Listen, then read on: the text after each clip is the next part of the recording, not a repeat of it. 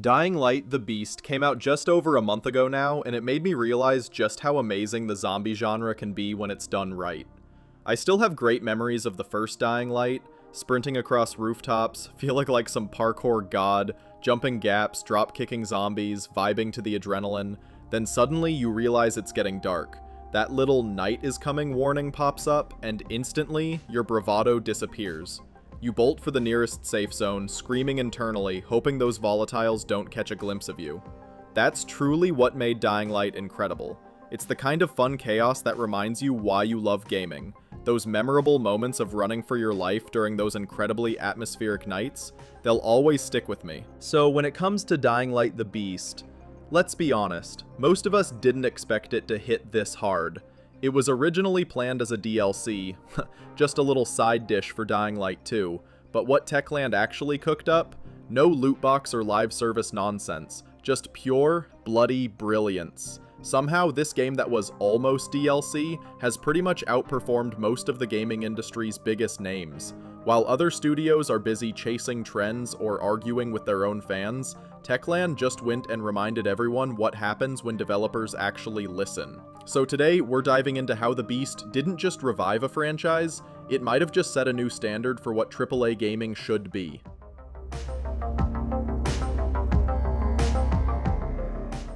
Back in 2015, Dying Light came out swinging like a sledgehammer to the zombie genre. Everyone thought it was just another Dead Island but parkour kind of deal. It was from the same devs after all. Then you realized, oh, this wasn't your average zombie game. This was chaos, speed, fear, and freedom all rolled into one gloriously infected package.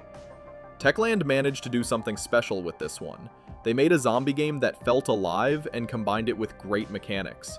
The moment you learned to chain those tic-tac wall runs, drop kicks, and grapples together, it clicked. It was a fun little combo of surviving and performing stylish parkour while getting chased by monsters that screamed like dying velociraptors. It wasn't all just about the movement though, it was the world. Haran was gritty, desperate, and drenched in atmosphere. You could feel the city's exhaustion with every rundown building telling a story. Every sunset reminded you the real fun was about to begin, because once that sun dipped below the skyline, things got real. Nighttime in Dying Light was an adrenaline injection. Suddenly, you weren't the predator anymore. You were prey. Those volatiles hunted you down and turned every mission into a test of nerve, skill, and pure fight-or-flight panic. The interesting part in all of this is that critics didn't go wild for it. The game launched to decent but not mind-blowing reviews, scoring in the 70s, but players ate it up. The community turned Dying Light into a cult classic, and Techland rewarded that love with one of the best expansions ever, the following. That DLC not only added content, but it also rewrote the rules. Big open countryside, drivable vehicles, gnarlier storylines, it was basically Mad Max meets zombie apocalypse. It cemented Dying Light as a fan favorite and proved that Techland was capable of making incredible worlds that players loved. By this point, the formula was gold. Fast movement, tense nights, and freedom that made every rooftop feel like a playground. But that success brought some pressure, and Techland's next move would prove whether they could evolve or lose their magic. Let's just say, it got a little complicated.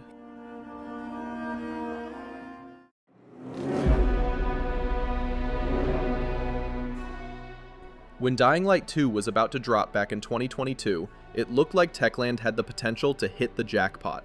Bigger map, flashier graphics, deeper narrative choices. It ticked every box on the AAA sequel checklist. On paper, it was the upgrade everyone wanted. But in reality, it kinda fell flat. Sure, the game was massive. Probably too massive, actually. The map stretched out like a marathon you didn't sign up for, and instead of feeling alive, it often felt kinda empty. Gone was that dense, urban jungle from the first game, where danger lurked behind every alley. Instead, you got wide-open rooftops with a whole bunch of copy-paste side quests. Then they introduced the stamina bar. Nothing kills the mood faster than running out of breath halfway through a chase while a zombie horde politely waits for you to catch your breath. It made parkour, the thing that made Dying Light feel so fluid, start to feel kinda tedious at times. As for the story, for a game that hyped itself as every choice matters, most of those choices mattered about as much as your companion's dialogue options in Fallout 4. It promised branching paths and moral weight, but delivered a more linear experience with a few minor environmental changes. Even the nights, those terrifying, nail-biting sequences from the first game, felt weirdly safe this time around. Instead of fearing the dark, players started farming it for XP. That spooky, atmospheric factor from the first game seemed to be missing. Add in some launch day bugs and technical hiccups, and you've got a game that didn't necessarily flop, but definitely stumbled over its own ambitions. Critics called it bloated and unfocused, and for once, the fans kinda agreed. That's the thing about Dying Light 2. It wasn't bad. It just forgot what made Dying Light great. The tension, the atmosphere, the pacing, the unpredictability, it all got buried under an avalanche of content that didn't really go anywhere. Techland suddenly found themselves in that scary middle ground, successful enough to stay alive, but lost enough to worry their fanbase. If they messed up the next project, it could have been the end of the series altogether.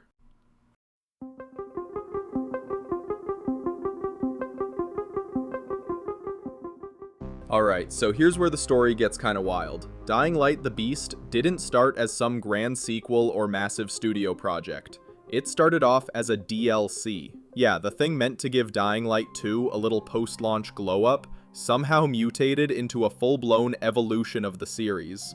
Kinda poetic, right? A game about a zombie infection ended up infecting its own franchise in the best way possible. Originally, The Beast was just supposed to be a small side story, a few hours of extra content.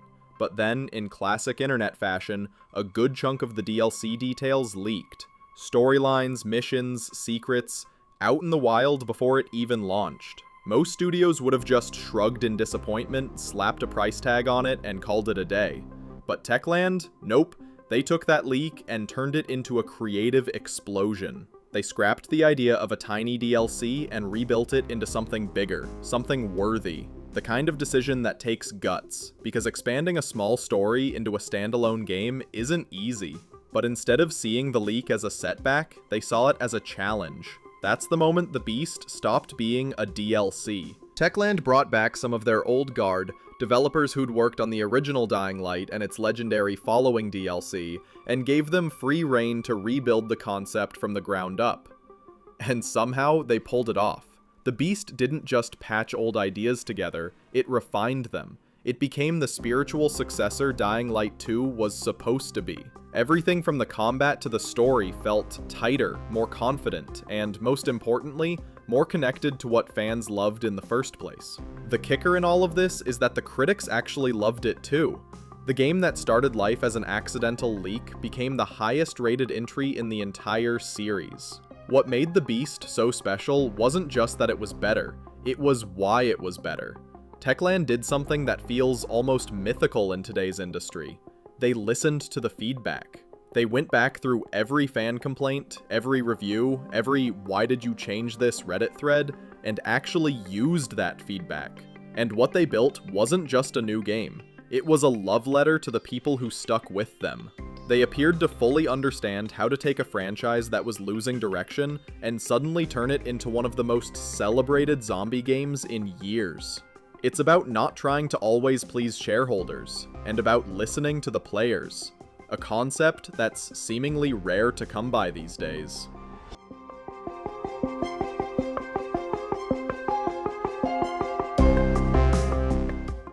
Let's be honest. When was the last time a big game studio actually listened to its fans? Not in a "we hear you, here's a $20 cosmetic skin" kind of way, but genuinely took criticism and turned it into something better. Because these days, it feels like half of AAA gaming has selective hearing. Just look around. Bethesda gets called out for Starfield being slow and filled with constant loading screens, and their response? You're just playing it wrong. Ubisoft tells players to get used to not owning the games they buy, and Randy Pitchford, the Borderlands guy, literally told fans the game was perfectly optimized when Steam reviews proved otherwise. But Techland, in a refreshing fashion, went completely opposite. They listened, and they studied their fanbase like it was the zombie survival manual for their own company's future. They went through everything fans loved about Dying Light 1, the raw tension of nighttime runs, the freedom of parkour without limits, the eerie atmosphere that made Haran feel alive and terrifying. Then they looked at what people hated about Dying Light 2, the bloated map, the stamina restrictions, the non-stop fetch quest filler, and a story that made you forget why you cared. And instead of pretending none of that happened, they said, "Alright, let's fix it." They stripped away the excess and went back to what made the franchise special. Suddenly, Night was terrifying again. Parkour was silky smooth. The stamina bar was now gone, at least for the parkour, and side quests told actual stories instead of glorified errands. They even brought back Kyle Crane, the OG protagonist fans had been begging to see again. The difference is, Techland didn't see the feedback as hate. They saw it as useful data, as insight from people who genuinely wanted the series to thrive. And the results speak for themselves. The Beast isn't just fun. It feels like closure. It's the sequel fans were asking for the first time around. And here's the part that blows my mind. Listening shouldn't be revolutionary. It should be normal. But in an industry obsessed with chasing trends and squeezing microtransactions into every screen, The Beast feels refreshing precisely because it's simple. It's built on passion, not analytics. So yeah, not only did Techland make a much better game, they also quietly embarrassed every studio that told their fans to get over it.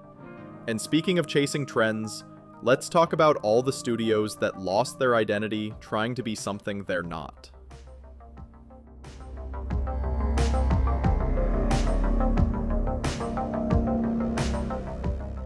Because here's the thing, every few years, a big studio forgets who they are. They look at what's trending, panic, and suddenly decide their game needs something ridiculous like live service junk. Look at Resident Evil. The first 4 games were iconic and pure nightmare fuel. Tight corridors, fixed camera angles, and enough jump scares to make your controller slip out of your hand. Then came Resident Evil 5 and 6, where zombies suddenly had assault rifles and you were basically starring in an action adventure. And it wasn't just them. Dead Space went from pure dread and horror to, let's add co-op and microtransactions. Dragon Age turned its deep, choice-driven RPG roots into an action button adventure mashfest. Don't even get me started on when BioWare flirted with the idea of making Dragon Age Veilguard a live service multiplayer game. That whole mess ended up costing EA millions and delivered mediocrity. These studios weren't trying to make bad games, they were trying to make popular ones, but the more they chased trends, the more they drifted away from what made people love them in the first place. You can only stretch a fanbase so far before it snaps. Meanwhile, Techland refreshingly went in the opposite direction. They didn't try to modernize their formula by slapping on multiplayer arenas or hero skins. They doubled down on what worked: fear, freedom, and fluidity. The Beast doesn't try to be like every other game out there. It just tries to be the best version of itself. And that's the key difference. AAA studios often act like trend chasing is survival. Like if they don't copy the latest live service formula, they'll die off. But what Techland proved is that sticking to your roots and passion isn't a weakness. You can see it across the industry. Resident Evil 7 returning to horror after the mediocrity of 6, Baldur's Gate 3 embracing its D&D nerdcore instead of trying to go mainstream, and now The Beast, a reminder that innovation doesn't have to mean abandoning your identity. At the end of the day, players don't want the next trend. They want a game that means something again. They want to feel that spark, that creative DNA that makes a studio's work instantly recognizable. Techland didn't chase the crowd, they led it by standing still. And somehow that made The Beast feel fresher than anything else out there. But it's not just about sticking to your roots, it's also about how you treat your community, because listening is one thing, respecting your players, that's a whole different level.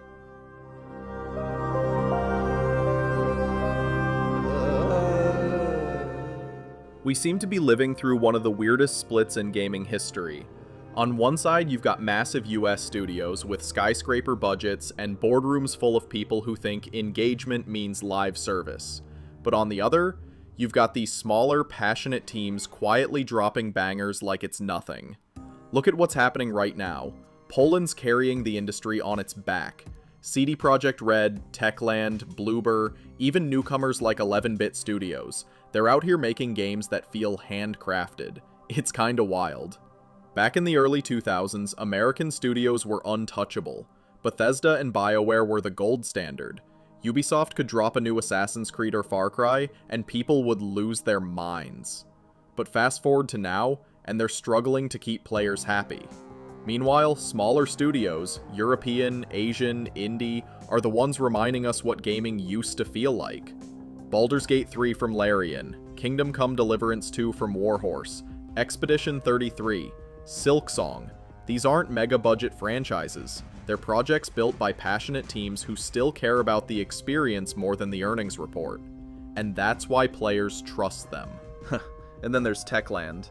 They're not chasing billion-dollar trends. They're just doubling down on making a damn good zombie game, and somehow that's become revolutionary. And now you see that shift happening everywhere. Players are tired of being engagement metrics. They don't want early access to microtransactions. They just want games that respect their time, money, and intelligence. That's why this divide feels so massive. You can almost draw a line right down the middle of the industry. One side makes products, the other makes games. But the bright side? The side making games is starting to win. Game of the Year lists are now filled with studios outside the US, smaller teams, passion-driven developers, people who grew up playing the same games we did, and are now building the kind they always wanted to see. So yeah, The Beast isn't just another good release, it's a warning shot. A signal flare fired into the night sky for every studio that forgot what it means to care. At the end of the day, Techland could have easily cashed out. They could have shoved in microtransactions, sold the DLC as a separate add-on, and called it a day. But instead, they looked at their community, the people who stuck with them through Dying Light 2's bumpy ride, and said, you know what? You've earned this. If you owned the Ultimate Edition of Dying Light 2, you got the Beast for free. No deluxe bundle and no fine print. Just gratitude. And that's seemingly rare to come by these days. AAA studios act like they're allergic to generosity. Bethesda pushes insane subscription models for Fallout 76. Ubisoft packs Assassin's Creed and Far Cry with microtransactions. Nintendo hikes prices and still sells physical boxes with digital-only content. There's a quiet revolution happening right now. Players aren't rewarding greed anymore. They're rewarding passion. The Beast didn't need predatory monetization. It just needed to be good, and made by people who actually play games too. That's why it hit so hard. Anyways, that's it for this one. Feel free to like or subscribe if you enjoyed it. I'll see you in the next one.